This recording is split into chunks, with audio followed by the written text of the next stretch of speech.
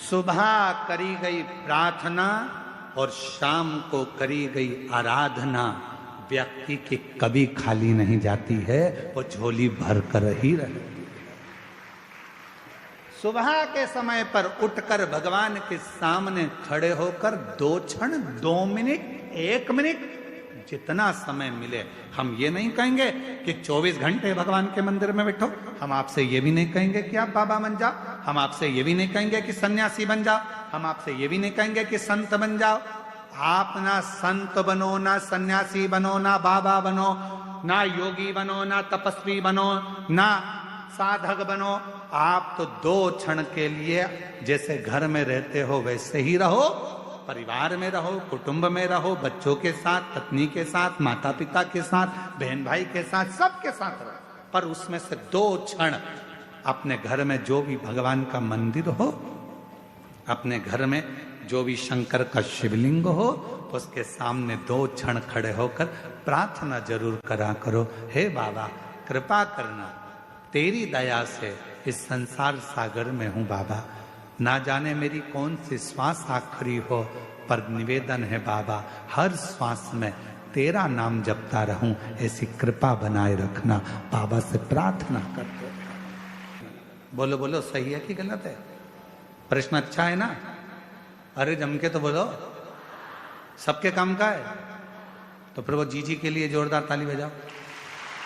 सबके काम की चीज है ना, एक अच्छा प्रश्न मिला है, और केवल आपके लिए नहीं, केवल कच्चे गांव के लिए नहीं, कांकेर क्षेत्रवासियों के लिए नहीं, जितने इस आस्था चैनल के माध्यम से, फेसबुक के माध्यम से, इंस्टाग्राम के माध्यम से, और संपूर्ण सोशल मीडिया के माध्यम से, और संपूर्ण मीडिया के माध्यम से, चाहे वो यहाँ के पत्रकार बंधु हो, सोशल मीडिया हो या ऑल मीडिया, दीपावली का पर्व हो, जब महालक्ष्मी की पूजन कर रहे हो, तब लंबी बाती का प्रयोग करें।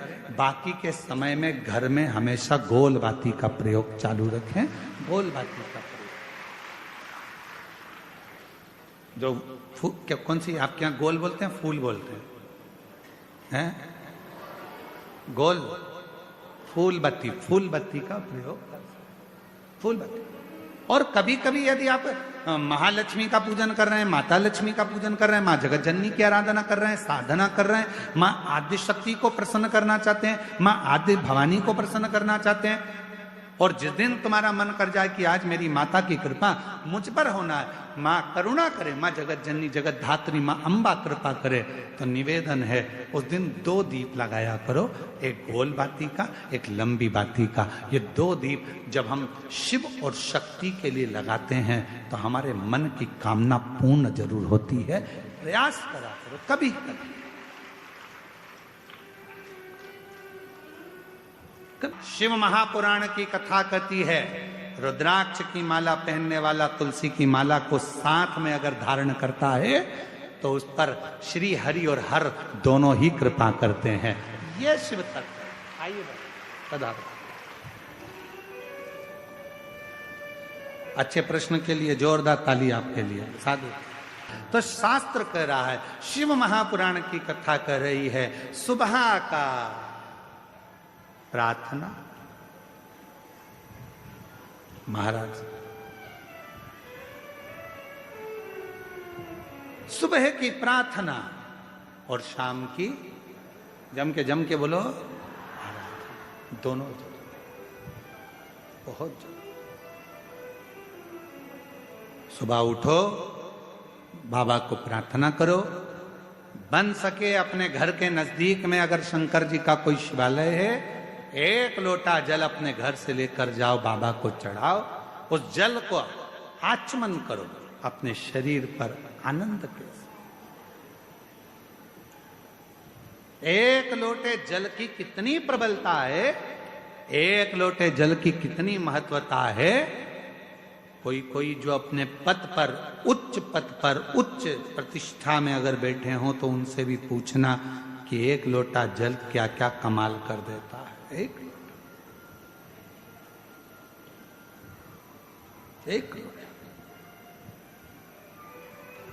यहाँ बालोद से नगर पालिका अध्यक्ष प्रतिभा जी पधारी हैं। मैं साधुता देता हूँ, कभी मौका लगे तो इनसे पूछना कि 1 लोटा जल इन्होंने सोचा भी नहीं था कि हम नगर पालिका अध्यक्ष बन जाएंगे क्या। पर जब रायपुर कथा चल रही थी और वहां मिलने आई थी तो हमने एक ही बात कहा था, जी शिव जी पर जल चढ़ाते रहना, एक दिन मेरे भोले बाबा हाथ पकड़कर कहां कहां ले जाकर छोड़ेगा ये उसके ऊपर निर्भर। साधु था।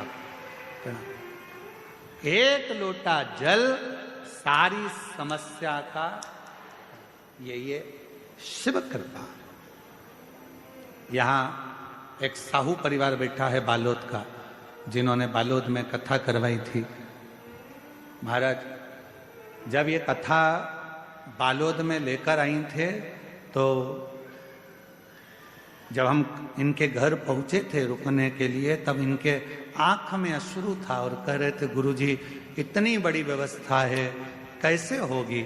हमने कहा कथा तुम नहीं करा रहे, कथा करवाने वाला तो मेरा डमरू वाला है, मेरा शिव है। आप और हम तो केवल निमित्त है, केवल निमित्त। और ये शिव की कृपा हुई थी कि बालोद में कथा बहुत सुंदर तरीके से हुई, इसके लिए आपको साधुता है, ये शिव कृपा।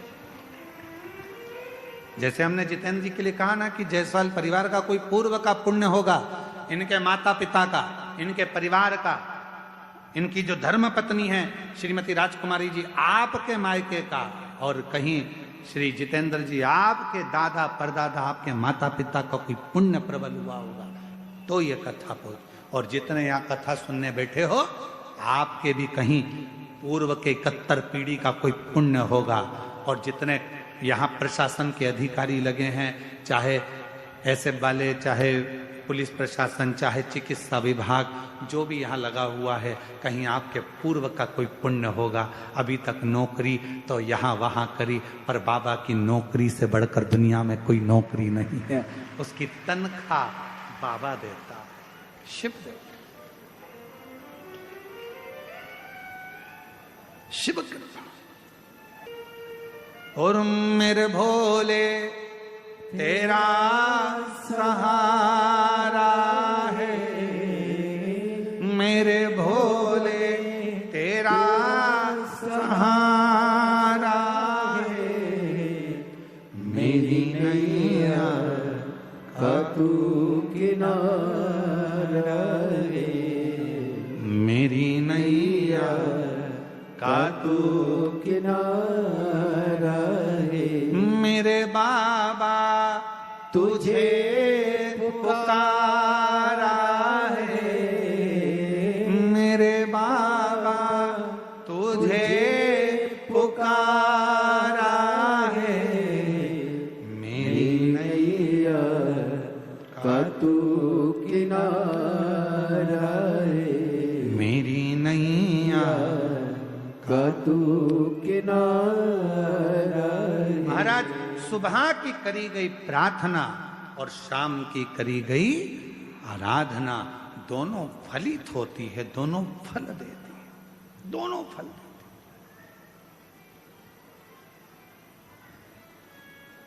तो कई लोग कहते गुरुजी हम कैसे मान लें, उसका प्रमाण शिव महापुराण में दिया।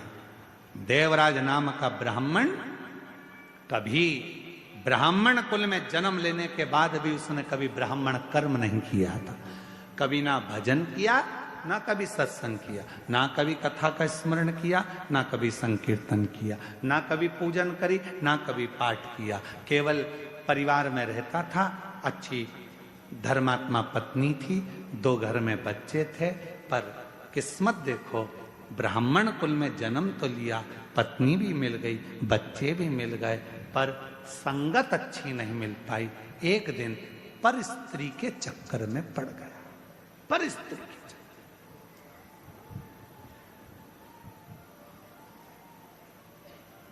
एक दिन पर स्त्री के चक्कर में पड़ गया। ध्यान देना, पराया धन और पराई नारी, पराया धन और पराई नारी एक दिन बर्बाद कर कर ही रहते हैं। पराया धन भी बर्बाद कर देगा और पराई स्त्री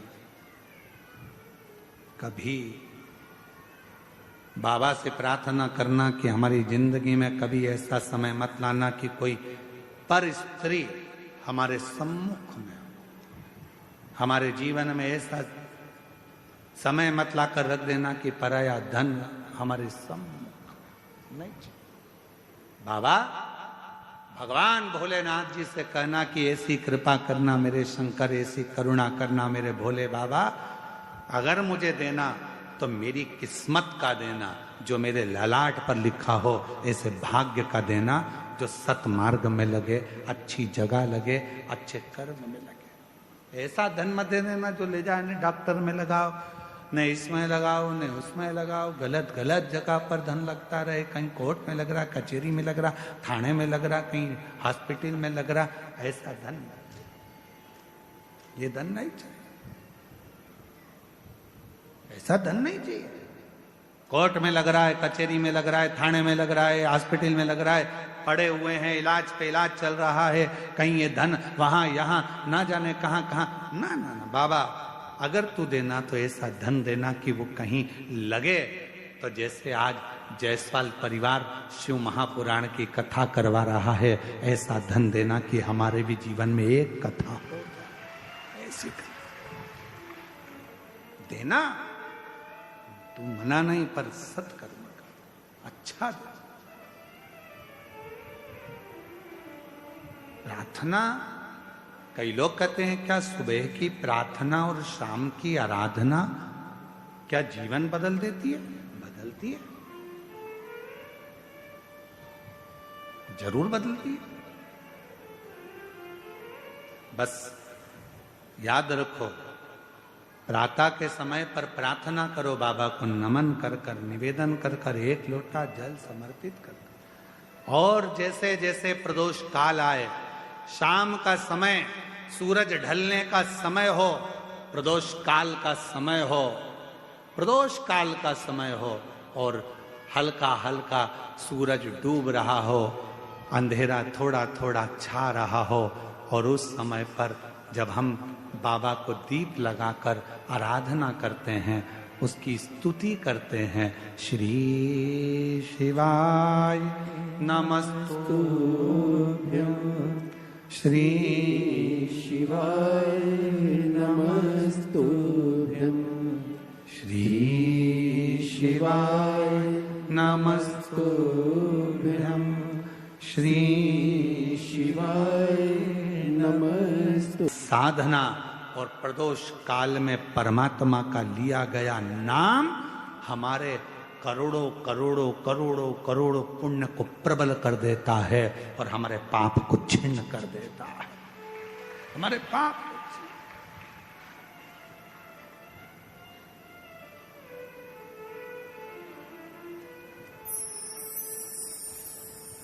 मार्गशीर्ष मास,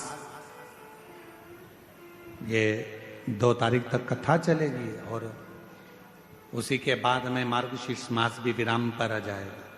पर ये कथा 2 बजे से 5 बजे तक आपको मिल रही है, कहीं ना कहीं आपकी पुण्याई है।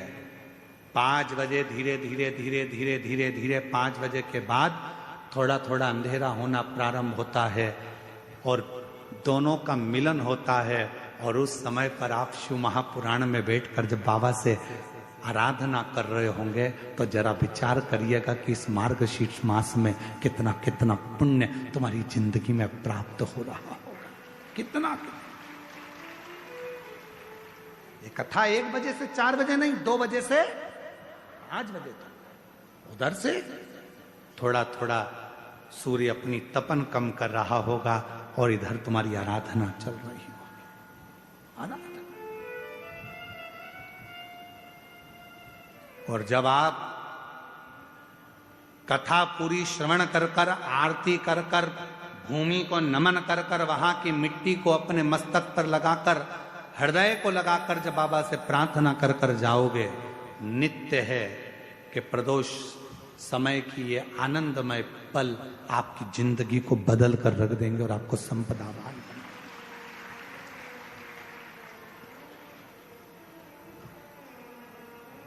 और भोला सब दुख काटो बोलो बोलो सब बोलो। ओ भोला सब दुख काटो बाबा मेरी जिंदगी के जितने दुख हैं, जितनी तकलीफ है, जितना कष्ट है, वो सब काट दीजिए। मेरे जीवन की जो तकलीफें हैं वो मिटा दीजिए। मेरे जीवन के जो दुख हैं उनको समाप्त कर दीजिए। ये जिंदगी मानव की देह मिली है। इस संसार में आने के बाद, मानव का शरीर पाने के बाद संसार में कोई सुखी नहीं है। कोई तन दुखी, कोई मन दुखी, कोई धन बिन रहत उदास। तुलसी या संसार में सुखी राम का दास। इस संसार में एक सुखी है जो परमात्मा का भजन कर रहा हो। बाकी के तो कोई तन से तकलीफ में, कोई मन से, कोई धन से। ये कष्ट तो चलते ही रहते, ये तकलीफें तो चलेंगी, ये कष्ट तो चलेगा। पर आप अपनी जिंदगी को संवारे कैसे, आप अपने जीवन को श्रेष्ठमय कैसे बनाए, आप अपने जीवन को आनंदमय कैसे बनाए, ये तो सब चलेगा।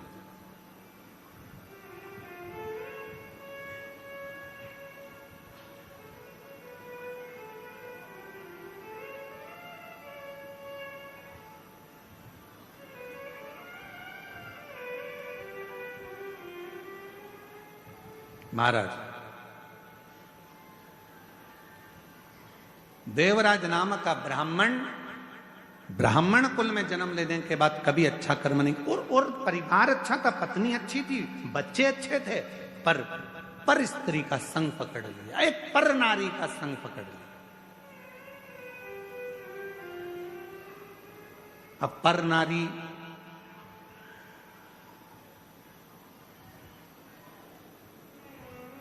तुम्हारी सुंदरता पर आसक्त नहीं हुई,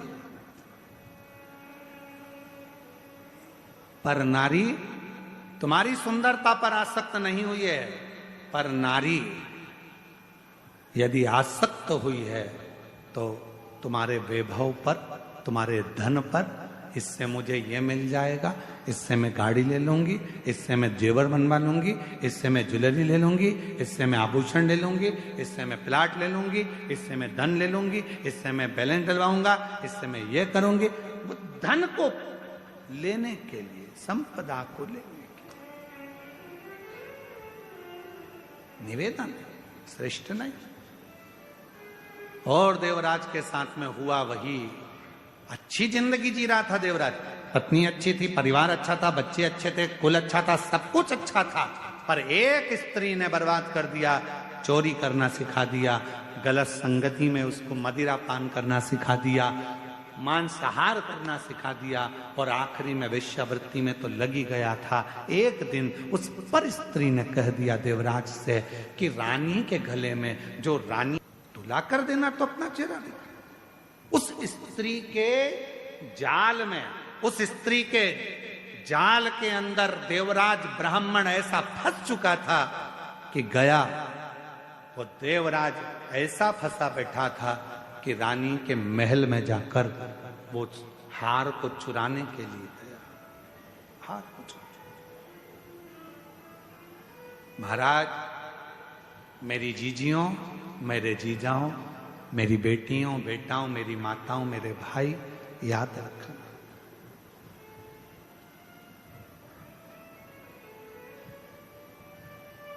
रिमोट अपने हाथ में रखो।